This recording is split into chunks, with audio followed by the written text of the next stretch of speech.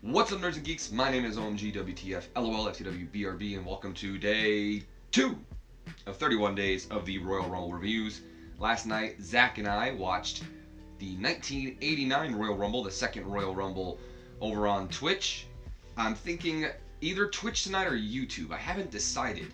I'm getting a little sketched out about Twitch. I'm not gonna lie. It's not that anything's happening over on Twitch. In fact, nothing's happened. I've gotten away with both nights pretty good right now. But I don't think I'm going to be able to get away with all 31 days over on Twitch. So I got to switch it up every once in a while. I got the YouTube, I created a YouTube account for specifically live streaming these Royal Rumbles. It's going to be called the 31 Days of Royal Rumble. I'll link it in the description if I end up deciding to do it on YouTube. But either way, it's going to be happening tonight again, probably around like 10:30 maybe, 11 o'clock, 11:30, one of those two. It depends if I can get off early, off time, or late. One of those three, pretty much, not two. But we are going to be watching 1990's Royal Rumble, the third Royal Rumble here tonight. Before we can get to the 1990 Royal Rumble, I got to let you guys know my thoughts on the 89 Rumble. That's the whole point of this thing, is to review every single Royal Rumble, despite me not being too good at reviewing and even making interesting videos with all the clips and stuff without WWE getting mad at me. Anyway, let's start this off.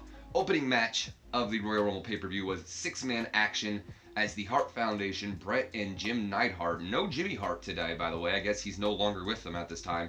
They team up with last year's Royal Rumble winner, Hacksaw Jim Duggan, who is quickly becoming one of my favorite wrestlers, to be honest. Super over, still to this day. The Hart Foundation, they have a bit of a personality. Last time they were just kind of there, but then again, it was also the Royal Rumble. But this time they got a personality. I remember like in the opening match, Bret's doing this thing in the corner where he's getting all hype, and Jim Neidhart takes his glasses off, but then Bret goes to the apron, so I didn't understand why they did that. But it was a good match. Probably my favorite match of the night was the six-man tag match, to be completely honest, now that I'm looking back on it all. I forgot to tell you guys who they fought. So it was the Hart Foundation and Jim Duggan, and they were taking on the Fabulous Rougeaus, or Rougeaus, I don't know how to pronounce that name. They said it like two different ways on the show. It was Jacques and Raymond Rougeau, teaming with Dino Bravo, the man who broke the bench lifting record last time. And Frenchie Martin is still with Dino Bravo, and Jimmy Hart, instead of being with the Hart Foundation, is with the Fabulous Rougeaus. I don't know why, but he is. Dino Bravo almost looked unrecognizable. Like, I didn't think it was Dino Bravo until they said, "Oh, look, there's Dino Bravo," and I was like, "What?" So it's kind of crazy how much a year took away from these guys. There's really not a whole lot in this match that I want to go over. It was a really good match, just in general. It was a 2 out of 3 falls match, one of my least favorite match stipulations that we already know, but these guys made it work. The second fall, which I commented on yesterday, usually takes a long time to get to, or not a long time, usually doesn't take too long to get to, it usually just happens like that. But this time, it felt like a good match in between the first and the second fall. So there was a lot of fun happening in this match, a lot of good action. The first fall went to the Fabulous Rougeaus. I think it was something really quick. I think it was like a roll-up or something. Second fall went to Hacksaw. I don't even remember what he did. It was like a basic strike, and then he covered the dude. The next thing you know, 1, 2, 3. One thing that I will take of note that happened a lot in the six-man match is there was a lot of spots that nowadays when you see happen, you can clearly know what's going to happen. Like, someone's getting pinned, you see the person get in the ring, and they go and break up the pin. That's an obvious spot in every tag team match. But this match throws the book out. Like, there'd be times where like someone would be pinning a person, and the other guy would come running in to break it up, and it would still be a 3 count. Like, the guy would no sell. He'd be like, "I'm not getting off of you just because you stomped my back." Like, makes sense in a way. Like, so it's definitely interesting to see some spots that, nowadays I just kind of scoff at and go, "Oh, great, here we go, here they do this." And then they throw out the book, and these are the old wrestlers throwing out the book, catching me off guard when the new wrestlers should be doing this stuff. So, I don't know, it just caught me off guard. The third fall went to, I believe it was Bret. It could have been Jim, but I think it was Bret Hart. After Hacksaw Jim Duggan connected with his 2x4 that he carries to the ring, right into the shoulder blades of Dino Bravo. I think Bret went to go roll him up on the, push him up against the ropes and roll him up from the pin, but Bravo hung on, and then when he turned around, Hacksaw clocked him with the 2x4, and Bret got the win that way. Or Jim, like I said, I don't remember which one of the Hart Foundation did it. I wrote down Bret but I remember as they were like walking out, it looked like Jim was the one that pinned him for a second, so it wasn't Hacksaw. That's all I know. Either way, though. After that match, we do get our first appearance of the Rumble raffle, which is that thing that they, you know, do swirl around like the bingo balls or whatever, and they pick out their thing, and that's their number. We see a couple of wrestlers come out and get their number. The one that really is of note here is Ted DiBiase. Ted DiBiase, along with Virgil, picks his number. Obviously, he doesn't look too happy about it. He then calls over Slick, who is the manager of the Towers. Is it Towers of Pain? No, the Twin Towers. That's what it is. The managers of the Twin Towers, Big Boss Man, and Akeem, the African Dream. Oh boy, we're already here. So it was interesting to see that, but they talked and it looks like a bit of a spoiler, but it looks like Ted DiBiase might have paid off Slick here to get himself the number 30 spot. After the random little Royal Rumble interviews, we go to the WWF Women's Championship, the only title on the line here tonight, as Rockin' Robin defends her championship against Judy Martin. Judy Martin was a part of the Glamour Girls, so it's interesting to see a year later. I don't know if the Glamour Girls are a thing anymore, but Judy Martin is still a thing, and she's competing for women's gold. Before this match even begins, Sensational Sherry, a very young-looking Sensational Sherry, like unrecognizably young Sensational Sherry, is in the ring. She cuts a very promo, pretty much just going on to say how she wants a title shot and she don't give a damn who wins this match, whether it's Robin or Martin. She's getting the title shot next. She goes and joins Ventura and Gorilla Monsoon, who are our commentators for the night on commentary. And this match, honestly, was the worst match of the night. Very dull, very... the strikes were just very lackadaisical and lazy. You just really couldn't... they just didn't look like they were connecting. It was the only good thing about this match was the finish, believe it or not. I'm not saying that to be mean either. I mean, legitimately, the finish of the match was good. Rockin' Robin connects with this crossbody that honestly looked really good, and beats Judy Martin 1-2-3 to retain her women's championship. Very dull match, though. Not a good match at all. I'd honestly say it's the worst match on the card. So there you have it. It looks like Sensational Sherry's going after Rockin' Robin next. So then we go to some generic promos backstage with some random people doing cutting promos on their entrance into the Royal Rumble here tonight. I don't remember every single one of them. The one I do remember, though, is the Twin Towers promo. Not only because we just saw Slick earlier and I was like, oh, look, it's Slick again. But mostly because of what Akeem, the African Dream, and Big Boss Man are doing in this promo. Sorry that my laptop's moving, by the way, guys. I'm on my bed, so whenever I move, the bed kind of bounces it up. See? But, so Akeem, the African Dream, like, I don't even know what Slick is talking about, by the way. I'm not paying attention to Slick at all in this promo. Akeem's doing this thing where he's all doing that. And Boss Man's got, like, here's my nightstick pen. He's got his nightstick pen, and he's just... like, kept doing all these faces, like, looking around. It was hilarious. If someone can get me a gif of Boss Man doing that, I'd laugh. Apparently, Big Boss Man is feuding with Hulk Hogan at this time. Interesting, but whatever. So, after we have our little promos here, we go to the Super Pose-Off. And the second I saw this Super Pose-Off, I just got flashbacks to last night's, or the first Royal Rumble, where Dino Bravo did the bench lifting thing that took forever. Luckily, this one was definitely a little bit more entertaining. It was Rick Rude versus the Ultimate Warrior in the pose-off. It was mostly entertaining because you're watching the Ultimate Warrior do these poses when he's supposed to be this, like, you know, guy, and he's sitting there doing all these poses and all that. It was a pretty entertaining angle, but it did definitely outstay its welcome, if you ask me. Better than the Dino Bravo thing, but it's mostly only because Rick Rude and the Ultimate Warrior have a personality. Bobby Heenan was out there with Rick Rude, and at one point, he himself oils up Rick Rude's body, like he's putting the oil on Rick's body and rubbing it in for him. Little weird there, but, you know, whatever works for you, man. The end of the pose-off. Now, here's the funny thing. Ultimate Warrior won, like, the first 3 poses. It was, like, a bicep one, then they did, like, an abs, and then they did this one called the most muscular. So they get to the 4th one, and Jesse Ventura says something like, well, this is Rick Rude's last chance to win. And it's like, what? How? Ultimate Warriors won 3 out of 4. Even if Rude won this 4th one, he would not win. So I didn't make much sense there. But it ends pretty much when, you know, Ultimate Warrior's doing the final muscle pose, which I think was called the melody or of muscles or something like that. I don't know.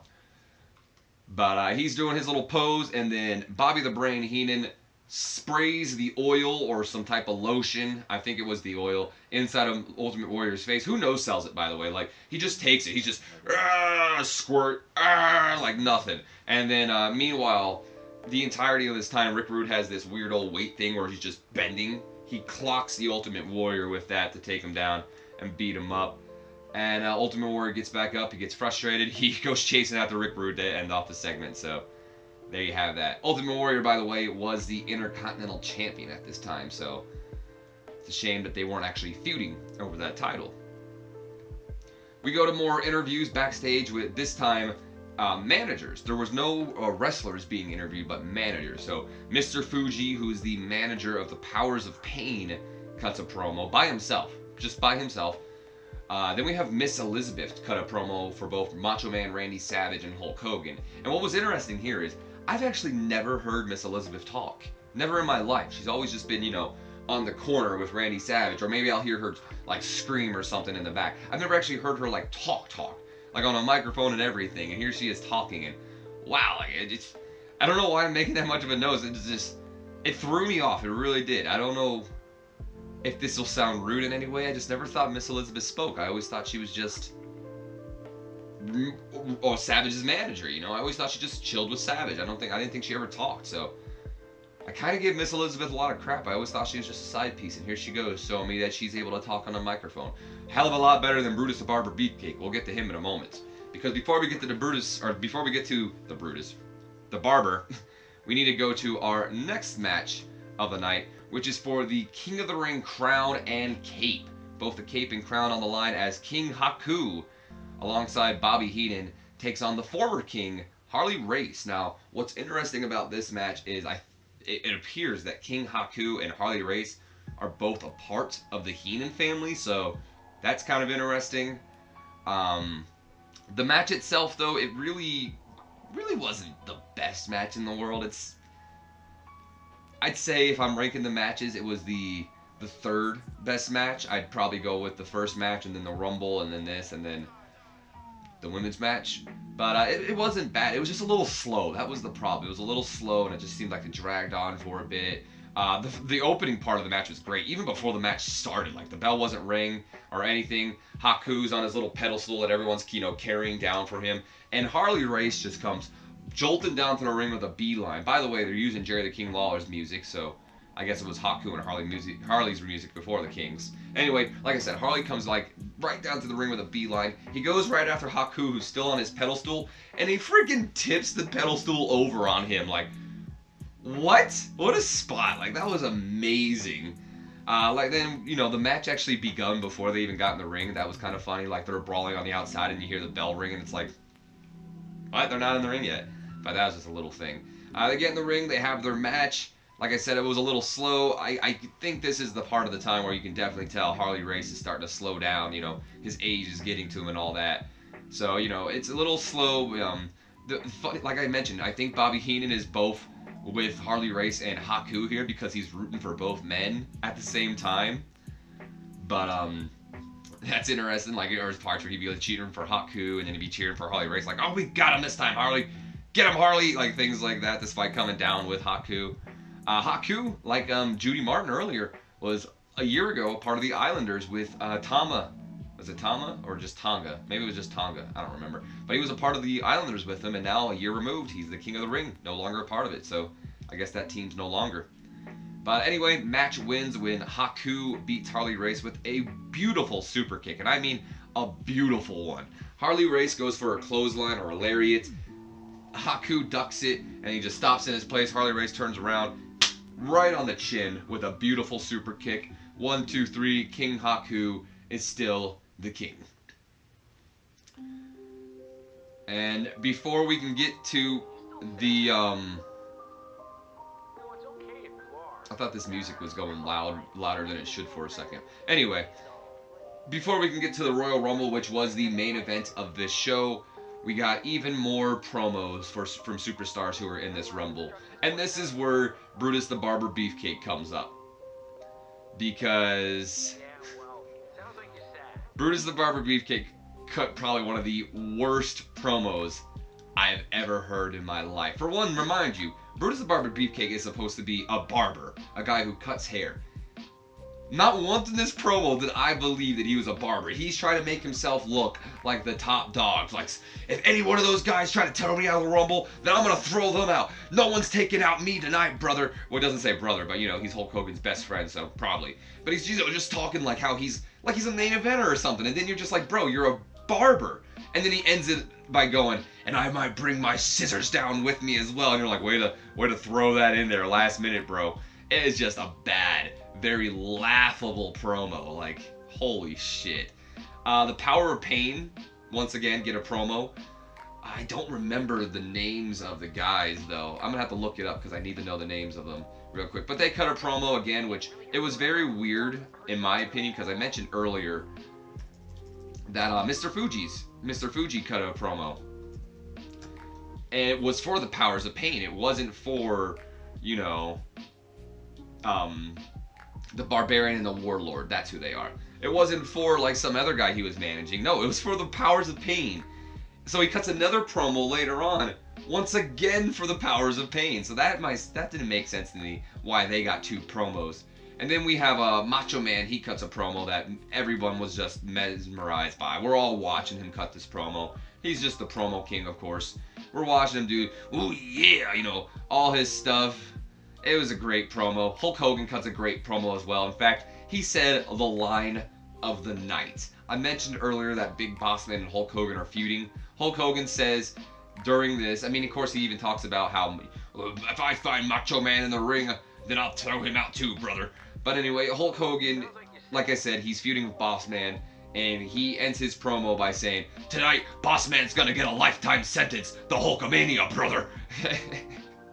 And that's how it ends, and it's just like the best line ever, a lifetime sentence, the Hulkamania. Ugh, sounds horrible.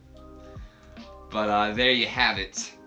We have our little promos, and then finally we can jump into the 30-man Royal Rumble. First time we're ever having a 30-man Rumble. Remember, the first Rumble was 20 men, so this is the first ever 30-man Royal Rumble match.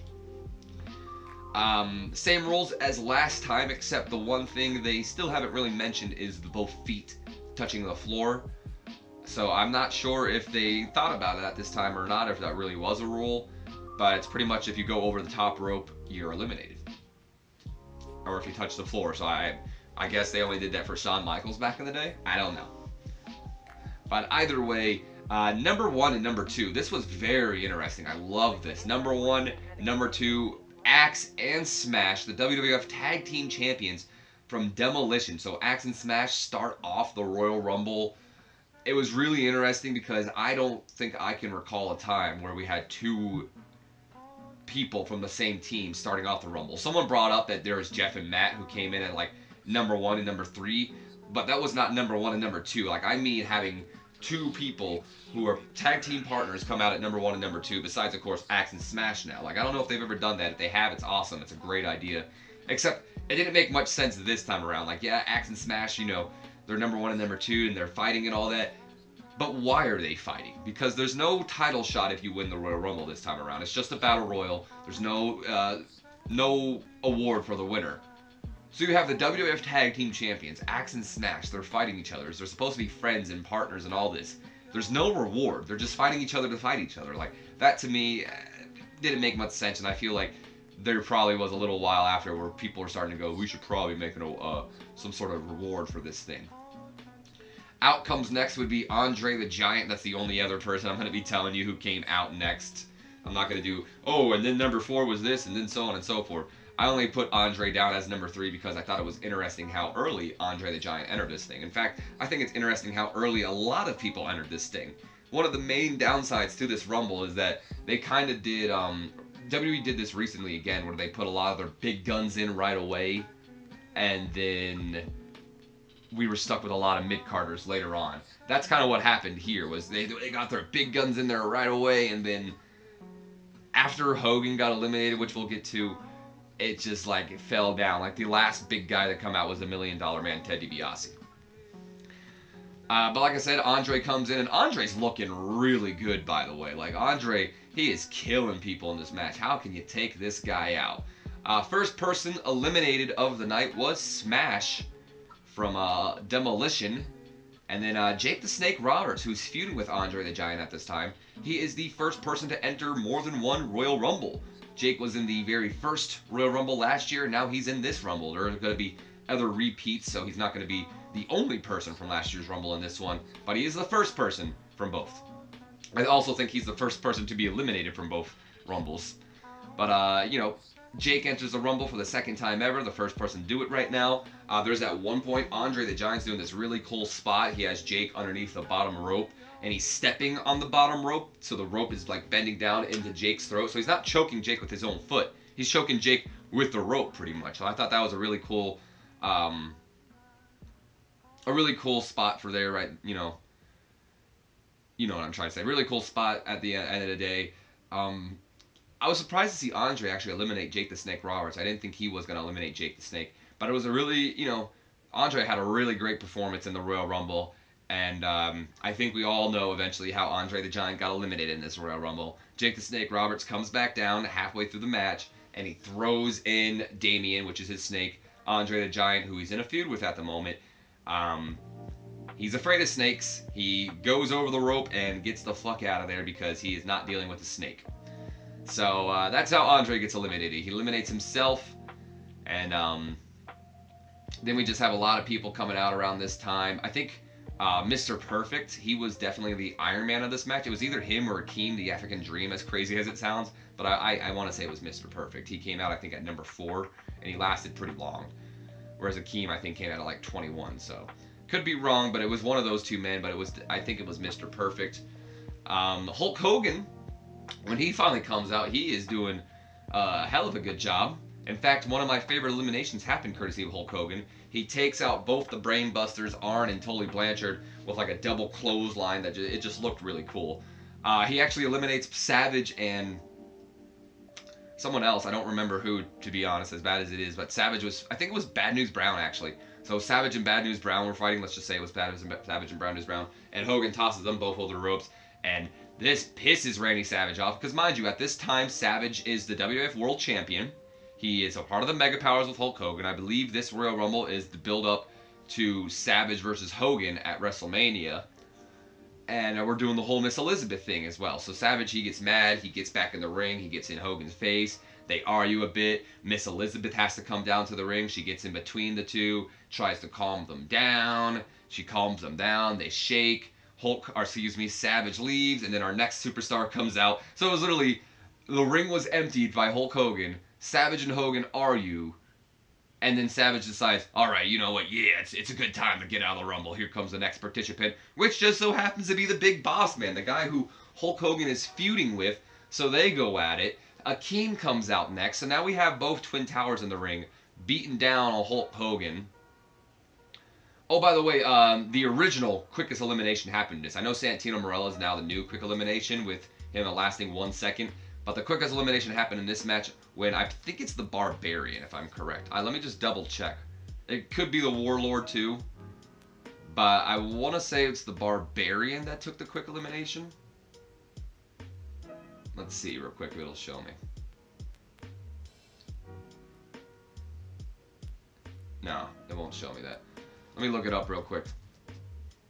Either way, you guys know who it is. So, shortest time spent in the Rumble. The Warlord. I was wrong. It was not the Barbarian. It's the Warlord. Spent a whole 2 seconds in this match before he got eliminated by Hulk Hogan. He got in the match. Hogan clotheslines him. There he goes. That's how that happened. But I forgot to mention that. That was before he eliminated Savage. And then, like I said, both Boss Man and Akeem, they came out. They're beating up Hulk Hogan. And to my surprise, Big Boss Man and Akeem, the African Dream of all people, eliminated Hulk Hogan. What? Hulk Hogan looked bad, looked fucking mad as hell here. Like, I don't know if it's true. I'm not saying this is true, but you know, as much as I hear about Hulk Hogan being like the prima donna he was at this time, I could see him being like, I was supposed to go over, brother. And like he's all mad, like, what the hell is your problem, boss man? And all that stuff. He actually eliminates the boss man by pulling the ropes from the outside to take boss man out. So Hulk Hogan, I don't get this. Hulk Hogan, who's supposed to be like this mega face, is such a dick. He like tells, you know, Macho Man, I don't give a damn if Macho's in this thing. I'm winning it. He doesn't. He tries to. I don't care what anyone says. Hulk Hogan tried to steal Miss Elizabeth away from Macho Man. He's just a dick. He was eliminated fair and square by Bossman and Akeem, and then he cheats to get rid of Bossman. Like, what a loser. Like, are you kidding me? Anyway, Hulk Hogan does that, and then Bossman and Hogan brawl. Akeem is left in the ring. So more people are coming out. Like I said, once Hulk Hogan got eliminated, it's pretty much just mid-card central. We got a lot of mid-carders coming down. Nothing really of note here. Final superstar, number 30, was Ted DiBiase, the $1 Million Man. That's why I said I believe he paid off Slick earlier in the night. So Ted DiBiase comes out last. And our final four of the second Royal Rumble came down to Big John Studd, Rick Martel, I don't believe he's the model yet, so this is just Rick Martel, the $1 Million Man Ted DiBiase, and surprise, surprise, Akeem, the African Dream. What? How did he make it this far? He looked blown up, by the way, but like Akeem looked blown up. And I know it's a running joke that we acknowledge that One Man Gang and Akeem look alike, despite them, you know, actually being the same person. So we're going to acknowledge that Akeem and One Man Gang are the same person, because Akeem / One Man Gang at this Royal Rumble became the first person to make it to the final four of back-to-back Royal Rumbles. He was in the final four of the first Rumble, eventually actually being the final man eliminated by Hacksaw Jim Duggan when he was known as One Man Gang, and he made it to the final three of this one. He was in the final four, but he was eliminated in the final three, I want to say, by Big John Studd, because that's the face. I don't think $1 Million Man eliminated him. But yeah, he got eliminated in the final three, so good on Akeem. I never would have thought that would have happened. But we have Big John Studd and Ted DiBiase as our final two. Ted DiBiase tries, but Big John Studd is way too big. Studd ends up tossing DiBiase out decisively. Like, literally just picks him up and tosses him out. He wins the Royal Rumble, but that doesn't end right there, because Virgil comes in, the bodyguard to Ted DiBiase. He attacks Big John Studd from behind, who John Studd just like ignores the hell out of it. By the way, I like Big John Studd. From what I saw from him in this match, he looked really good. Like, really good stuff happening from him. I know him and Andre had a match. I actually think I want to watch that match between him and Andre. I think that'd be a nice hard-hitting match between two giants. But anyway, like I said, Virgil goes to take him out. Big John Studd just ignores the fact that he's being hit by him and just starts beating the shit out of Virgil, and then eventually tosses him out. Gorilla Monsoon says a funny line. He says, well, there goes the 31st man of the Royal Rumble. And there you have it. Big John Studd decisively wins the very first ever 31-man Royal Rumble. But yeah, Big John Studd wins the Rumble. That's an interesting choice, because he really was not that over. Like, when he came out, there was no reaction whatsoever to Big John Studd. It was just a big, I want to say it was quiet. It just was, compared to last year when Hacksaw, who was the eventual winner of that Royal Rumble, when he came out, there was a pop. They popped for him. There was really no pop for Big John Studd here. So there you have it. I think I mentioned the way I would list the matches later, but match of the night was the opening match, again, surprisingly, the 6-man tag match between the Hart Foundation and Jim Duggan taking on the Fabulous Virgos and Dino Bravo. Best match of the night. Second best match was the Royal Rumble. It was definitely a little slow once all the main stars got out of there, but there was a lot of good spots happening here, a lot of stories being told, and a lot of wrestlers being looked at as threats. Like, for instance, one of the Bushwhacker Butch was in there for like super long. Like, who would have thought the Bushwhackers would have been in there that long?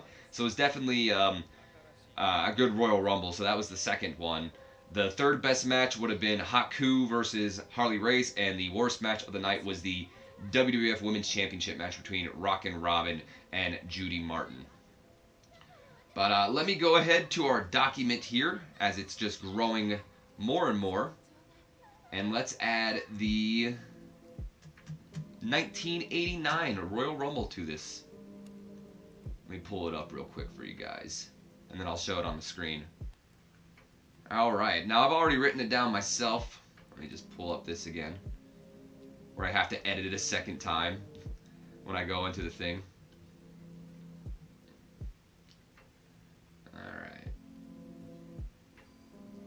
I made it a little too big, but you know what? That's fine. So we go to our rankings for the Royal Rumble, and beating out the Royal Rumble 1988 is the Royal Rumble 1989. So no longer is the first Rumble the best Rumble. 89 beat it out. There was a little bit of, ifs between, both these Royal Rumbles. Some of my viewers thought that the first Royal Rumble was better than 1989's. The reasoning why I think 1989 was better than 1988 is because the fact how this Rumble did have that storylines to it and all that.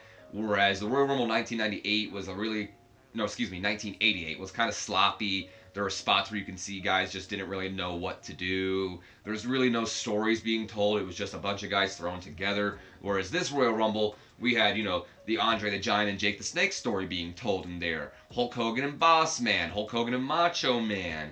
There was just a lot of stories being told in this Royal Rumble. There's a lot of, fun, cool spots. Andre himself was really good in this Rumble.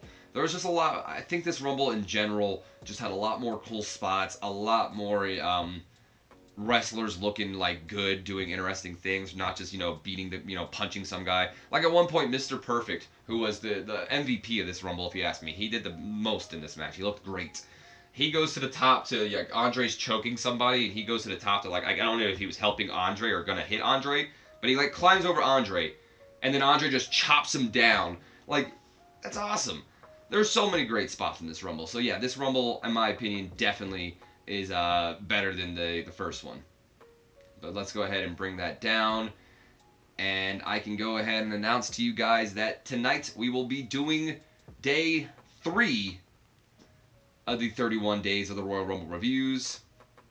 It might be over on Twitch. It might be on YouTube. I haven't decided yet. I'll probably decide before I go to work. Most likely Twitch again, though, to be honest, because that's how it's been working so far. I don't want to test my luck too much, man. Either way, though, I hope this is something you guys are enjoying. I know it might be a little boring just watching me sit here and talk without any clips or anything, but I appreciate you guys for checking it out. And hopefully you guys will be here tonight for day 3 of the 31 days of Royal Rumble, because I will be and Zach will be too. Have a good one, guys. See you then.